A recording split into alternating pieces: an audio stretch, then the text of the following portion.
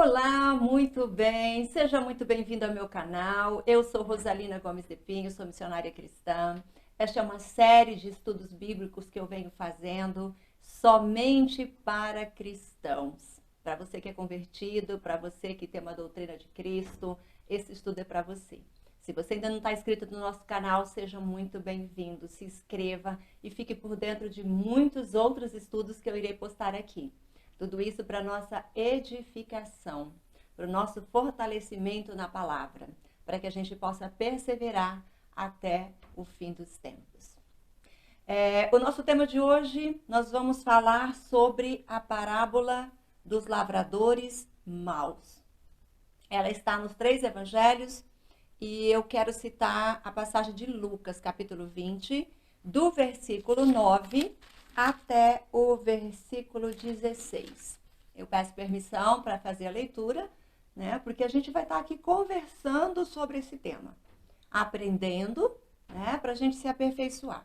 Assim diz a palavra do Senhor. A seguir passou Jesus a proferir ao povo esta parábola. Certo homem plantou uma vinha, arrendou-a a lavradores e ausentou-se do país por prazo considerável. No devido tempo, mandou um servo aos lavradores para que lhe dessem do fruto da vinha. Os lavradores, porém, depois de o espancarem, o despacharam vazio. No 11 diz, em vista disso, enviou-lhe outro servo, mas eles também a este espancaram. E depois de ultrajarem, o despacharam vazio. Mandou ainda um terceiro. Também a este, depois de o ferirem, expulsaram. Então disse o dono da vinha, que farei? Enviarei o meu filho amado, talvez o respeitem. Vendo-o, porém, os lavradores arrazoavam entre si, dizendo, este é o herdeiro. Matemo-lo, para que a herança venha a ser nossa.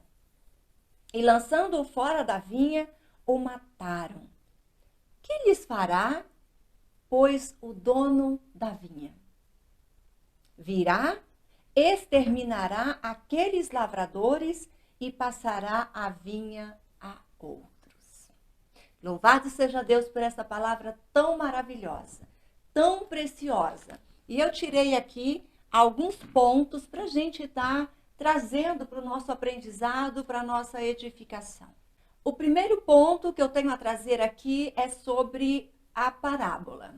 O profeta Isaías, ele dizia que o Filho do Altíssimo, ele viria na terra e ele já falaria por parábolas. Parábolas são histórias, né, que nos fazem entender de uma forma mais profunda. Quando a gente conta história, a gente aprende até com o inconsciente. O nós chamamos de self 2. Quando a gente conta história, né, as pessoas tendem a ficar mais conectados, mais focado, mais curioso em saber. E também os resultados do aprendizado através da história, ele é muito mais produtivo, ele é muito mais fascinante do que algo assim ensinado de uma forma que nós podemos dizer em decorebas, né? Então, Cristo, ele falava por parábolas.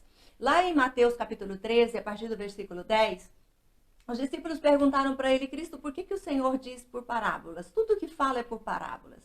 E ele disse, porque a vós, a vocês que são discípulos, a vocês que são filhos de Deus, a vocês que são escolhidos, é dado, né, o direito, é dado o privilégio de conhecer os mistérios do reino de Deus. Mas aqueles que não são discípulos, que são multidões que apenas seguem, a esse não é concedido. Então, por aqui você já entende o porquê dessa mensagem ser apenas para cristãos. Porque você vai entender o que essa parábola vem dizer na tua vida, assim como disse na minha.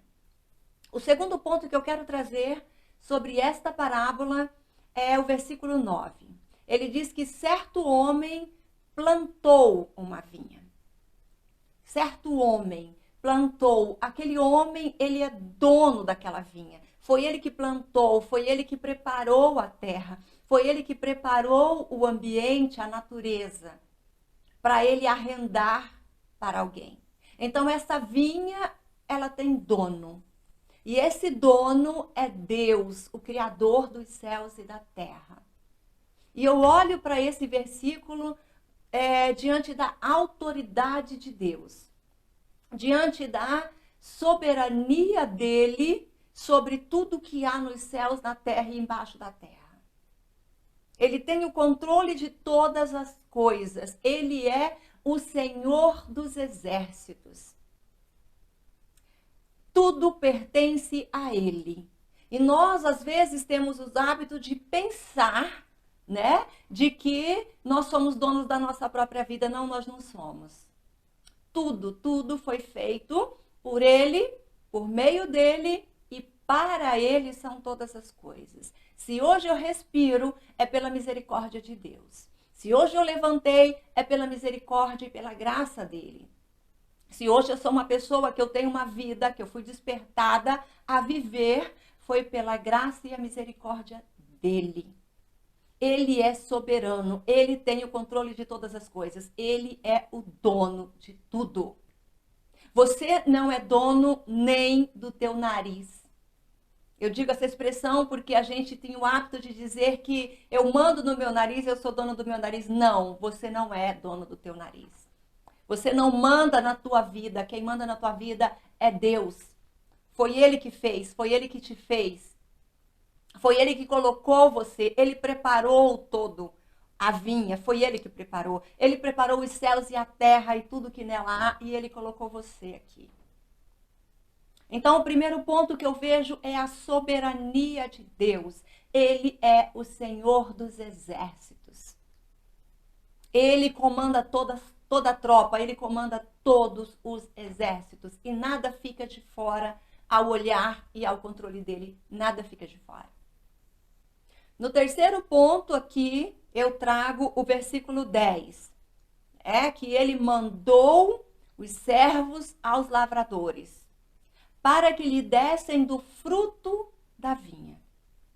Quando a gente arrenda alguma área, a gente tem a participação, a gente tem o compromisso de cumprir o acordo estabelecido. A gente tem responsabilidade. E esse tópico ele vem justamente falar da responsabilidade do homem. Deus é tão poderoso, Deus é tão soberano, que ele deu a responsabilidade para o homem sem interferir na sua soberania. Muitas pessoas dizem que você precisa permitir que Deus age na sua vida. Não, não precisa, que Deus é esse que precisa da tua permissão. Se você é criatura e não criador. Muitas pessoas dizem para mim, deixa o Espírito Santo agir através de você. Como que eu vou permitir o Espírito Santo se ele é irresistível? Olhe para a vida dos discípulos, olhe para a vida de Paulo, olhe para a vida dos apóstolos e veja se há possibilidade de resistir ao Espírito Santo. Não tem. Mas nós temos responsabilidade. Assim como a parábola diz que esse homem, né, colocou ali os lavradores, Deus nos colocou nessa terra. Deus nos colocou aqui com um objetivo. Deus nos colocou nessa terra com um propósito. E eu abro aspas aqui e eu digo, é essencial você saber o seu propósito de vida. Fecha. É indispensável. Porque nós estamos aqui para fazer a vontade de Deus, o propósito pela qual ele nos colocou nessa terra. Qual é o meu propósito? Por que Deus me colocou aqui? Vamos lá. Nós temos aqui no livro de João, capítulo 15, versículo 16. Ele conversando com os discípulos, Cristo disse que não foi vocês que me escolheram, fui eu que escolhi vocês. Para que vocês vão e que vocês dão frutos. Assim como os servos foram aos lavradores maus para pegar os frutos, a parte dos frutos, nós estamos aqui para dar frutos. E quais são os frutos que você tem dado? Quais são os frutos que eu tenho dado? Diante da minha responsabilidade nesse campo geográfico, nesse planeta Terra onde Deus nos colocou. Nós temos que o fruto, às vezes a gente pergunta, eu quero dar fruto, e eu já vivi muito isso, e eu dizia, eu quero dar fruto, eu quero dar fruto, eu tenho sede, eu tenho vontade, eu quero dar frutos. Mas o Espírito Santo, ele nos convence de que você só pode dar fruto se você for uma árvore. Você só vai dar fruto se você tiver na raiz, que é Cristo. Se não tiver, não vai dar fruto, não tem como. E uma árvore, ela só dá fruto no tempo certo. E esse tempo não é o meu tempo, é o tempo de Deus. Então vamos semear, vamos plantar. Que na hora tem a colheita, que tão logo vem essa colheita. E o fruto que nós estamos aqui para reproduzir é o fruto do Espírito, que está lá em Gálatas 5, 22 e 23. Nós estamos aqui para dar frutos de amor, de alegria, de paz, de longanimidade, de mansidão, de domínio próprio, de alegria. São esses as nossas virtudes que devem ser manifestado através do caráter de Cristo que nós somos moldados a cada dia quando a gente busca viver como um cristão. Quando a gente está vivendo como cristão, a gente não vive de aparência. O que acontece quando eu digo que sou cristão, mas eu não produzo o fruto do Espírito? Eu não sou cristão. Eu sou como uma figueira sem fruta, sem frutos.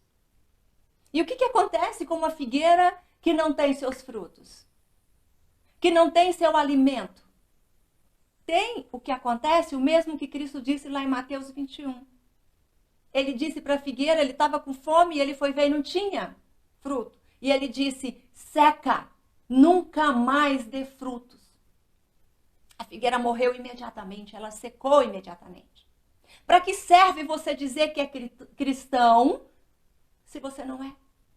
Para que serve viver de aparência? É enganar a si mesmo. Para que serve eu vir aqui ensinar para vocês o fruto do Espírito, falar dessa parábola tão preciosa, se eu não viver esses ensinamentos? Eu estarei enganando a si mesmo. E a palavra diz que de Deus não se zomba. De que vale eu enganar a mim mesmo?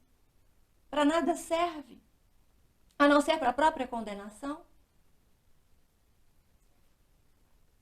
Em Mateus 15, 8, Cristo disse que, uma citação do profeta Isaías, desse povo que louva com os lábios, né? Louva apenas com a boca, mas o coração está distante dele. É uma figueira que não dá fruto, é um crente que não dá fruto. É um crente que não ama, é um crente que fala que é crente, que é cristão, que é parecido com Cristo, mas não dá o fruto do Espírito, não tem paciência, não tem alegria, a vida é murmuração, não tem mansidão, tudo que faz é com agressividade, não tem paz. Não tem alegria. E Jesus disse que o reino de Deus é alegria e paz no Espírito. Ainda que o mundo esteja de cabeça para baixo, ainda que haja terremoto, ainda que haja doenças, né, viroses, ainda que haja pandemia, Deus está no controle de tudo. Ainda que haja tudo isso, nós temos que manter cristão em paz e alegria interior. Nós temos que saber lidar com a tristeza. Eu já fiz um vídeo sobre isso, está aqui no nosso canal. Nós somos cristãos, então nós vivemos como cristão. Eu tenho até o hábito de dizer nós temos que, na verdade nós não temos que, porque nós somos. Então não é obrigação dar fruto, é prazer. É naturalidade o cristão dar o fruto do Espírito. Não é obrigação. Você não tem que dar fruto, você dá fruto porque você é cristão. Por isso você ama, por isso você cumpre os mandamentos de Cristo que ele diz. Amar a Deus sobre todas as coisas, amar ao próximo como a ti mesmo. Amai uns aos outros, suportai uns aos outros em amor. O maior de todos os mandamentos. Como Deus é maravilhoso, que nos permite entender essa parábola tão preciosa, que nos traz ensinamentos de vida, que nos traz coisas tão preciosas. João Batista, quando ele pregava, ele disse: dai frutos de arrependimentos. Enquanto ele batizava e chegava ali alguns fariseus, né, alguns outros da população, dos povos ali, e ele dizia: quem foi que anunciou, quem disse para vocês vir para você fugir da ira? Então se arrependa e dê frutos de arrependimento, se converta. Se quer converter, se converta de verdade. Quer ser crente, seja crente de verdade. Nós estamos cheios de pessoas que blasfemam o nome de Deus. Nós estamos cheios de igrejas com pessoas mortas espiritualmente. Por pessoas que representam a multidão que segue Cristo por outros interesses e não pelo evangelho da salvação. Que vai para a igreja para conseguir um trabalho, para conseguir uma cura, para conseguir alguma coisa, e não o objetivo maior, que você vai na igreja para a edificação dos santos. Aperfeiçoamento daqueles que já são salvos. Efésios. Livro de Efésios. Nós vamos à igreja para nos aperfeiçoar. Para a gente aprender, para a gente fortalecer, para a gente dar fruto. Porque nós estamos aqui neste terreno, nessa terra, arrendada. E nós temos uma parcela com Deus, nós temos um compromisso com Ele, nós temos uma responsabilidade com Ele. Outro ponto que eu quero dizer aqui é o quarto ponto. No versículo 10, ele disse que mandou um servo aos lavadores. No versículo 11, ele disse que mandou outro servo. No versículo 12, ele diz: e mandou outro servo. E como todos eles mataram, eles ignoraram, ele enviou o filho, no versículo 13, o filho amado, e ainda assim o mataram. O que eu tiro de aprendizado aqui? Mais um atributo de Deus. O Senhor é longânimo. Ele é tarde, ele demora para irar. Ele é tardio em irar. Ele tem paciência. Quando ele mandou fechar a porta da arca de Noé, ele avisou. Não foi instantaneamente, não foi de uma hora para outra, ele vinha avisando. Ele vinha avisando da iniquidade do povo. Quando ele exterminou aquela população lá no deserto, que foram engolidos pela própria terra, por desobediência, por rebeldia, por incredulidade, ele foi longânimo, porque ele deixou o povo 40 anos. 40 anos para se arrepender, para se converter, para aprender a submeter ao Criador dos céus e da terra. Mas não houve. Hoje Deus está falando com você: se converta, se arrependa e dê frutos de arrependimento. Dê fruto do Espírito Santo. Ama o teu próximo, inclusive o teu inimigo. Hoje ele diz: tenha amor, tenha paz, tenha alegria na tua vida, porque tudo ele já fez, ele já te deu a vida. Ele te dá o ar que nós respiramos. Ele nos dá tudo o que precisamos. Não sejamos ingratos. Só temos a agradecer. Nada tem faltado nas nossas vidas, a não ser desejos, a não ser vontades. Talvez para alimentar o próprio ego. Deus é longânimo. Ele tem paciência. Até hoje Cristo não voltou. Porque Deus está dando oportunidade para você se arrepender. Porque mais uma vez você está ouvindo esse vídeo aqui, que é para você se arrepender, que é para você perdoar, que é para você auto-perdoar, que é para você olhar para Cristo como modelo de vida e não para o próximo. Arrependa-se. Se converta dos seus maus caminhos e Deus ouve as tuas orações e Ele responde lá do alto. E seja enfermidade, e seja dificuldade, e seja faltando alguma coisa, Ele supre, porque Ele é Deus de todas as coisas. Ele é o dono de tudo, Ele é soberano. Foi Ele que criou, foi Ele que fez. Tudo é dele. Tudo é dele. Esse é mais um atributo de Deus. No quinto ponto, que eu quero finalizar aqui, para o vídeo não ficar muito longo. O quinto ponto diz no versículo 16. Então o dono da vinha, ele virá e exterminará os lavradores. Justiça, outro atributo de Deus. Deus é justo.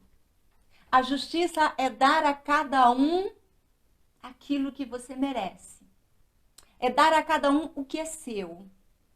Se Deus está dizendo, filho, se converta, filho, se arrependa, Ele está te dando chance, Ele está te dando oportunidade. Se Ele quiser, Ele pode fazer muito mais coisa na tua vida. Talvez essa doença que você tem, essa enfermidade hoje, talvez essa dificuldade que você está vivendo hoje, é o amor de Deus sobre a tua vida para você se arrepender. Para você quebrar esse orgulho e ter humildade. Sem humildade, a gente não aproxima de Deus. Sem tirar os nossos sapatos, as nossas sandálias, a gente não aproxima de Deus. Ele é santo, mais um atributo dele. Então, o que acontece no final dessa parábola? Ele diz que o dono da vinha, ele virá e ele exterminará os lavradores. O que será daqui uns dias? Quem sabe hoje, quem sabe amanhã, quem sabe daqui uma semana ou um dia, Cristo voltará e terá o grande e terrível dia do Senhor, aonde os ímpios serão exterminados. Onde aqueles que não houve o arrependimento, que negaram a luz de Cristo que esteve nesta terra, que está nesta terra, eles serão exterminados junto com Satanás e seus anjos. Os falsos profetas, aqueles que seguem as falsas doutrinas, serão exterminados, lançados no fogo, no lago de fogo e enxofre. Talvez você esteja perguntando, por que que a gente não consegue cumprir a nossa responsabilidade? Por que que eu não consigo dar fruto? Como eu disse, não é uma obrigação, é natural. Por que que eu não estou dando fruto? Só tem uma coisa que te impede de dar fruto. O orgulho. O pecado de Satanás. É o orgulho. Porque às vezes nós achamos que somos dono da nossa vida. E que nós não temos que prestar conta para ninguém. E às vezes nós queremos sentar no trono de Deus para dar ordem sobre as coisas. A mesma coisa que Lúcifer fez. E é o orgulho que está impedindo você de dar fruto. É o orgulho que te impede de pedir perdão. É o orgulho que te impede de auto-perdão. É o orgulho que te impede de amar o próximo, inclusive os teus inimigos. É o orgulho. O maior de todos os empecilhos da nossa vida, que nos impede, né, que nos dá um bloqueio de viver o caráter de Cristo, é porque nós alimentamos e fortalecemos o nosso orgulho, que é o fruto de Satanás, que é a semente plantada no Éden através de Adão e Eva. É preciso nascer de novo. É preciso levantar. É preciso despertar. Essa parábola, ela falou muito forte comigo. E eu não podia deixar somente comigo, porque eu peço a Deus que me faça fonte de bênção. Que eu receba dele, que venha a mim, que me limpe o meu interior e que eu possa passar para você. Para que limpe você também. Para que você também seja fonte de bênção.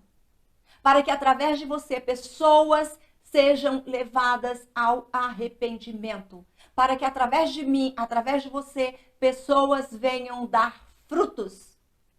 Porque foi para isso que Cristo nos escolheu, para dar frutos. Louvado seja Deus. Se você gostou desse vídeo, compartilhe com as pessoas. Ouça quantas vezes você quiser. Sinta-se à vontade de assinar o nosso canal.